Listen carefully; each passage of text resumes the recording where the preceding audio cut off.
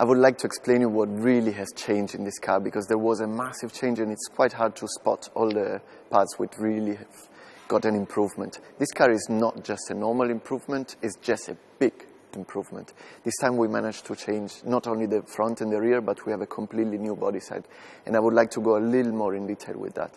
So what happened was we needed to introduce the A4 into the new Audi design era, and therefore we wanted to adapt the single frame to what is happening now. This means the single frame is now lower, but as well wider. This means the car looks a lot sportier and it gets a lot more prestige, because the A4, it's actually a very grown-up car and it needed to show everything what it can.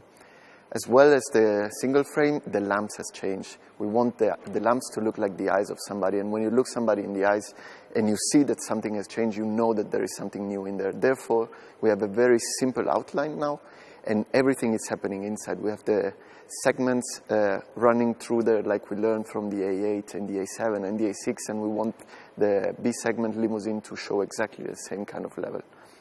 Therefore, we decided to adapt a lot as well on the bumpers. Every car is getting a different design, so the base model, the S-Line, the S4 and the A4 all-road, they all get a very different character. Each of them is gonna be adapted to different customers, to different kind of needs, and therefore a different face.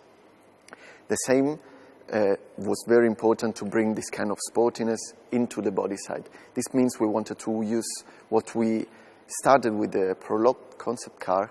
We want to have this on the A4 as well. Therefore, we have now the Quattro blisters sitting nice on top of the wheel, and the shoulder line is now sitting in between the wheels, a little bit lower, and this makes the car a lot more voluminous, and it sits better on the road, and it looks a little more mature.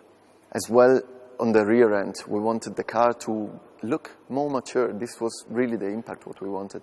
And as we are doing on the top limousines, like the A8 and on the A6, we decided to adapt a chrome line, which is crossing between the rear lamps all the way through, and this is giving a lot of width.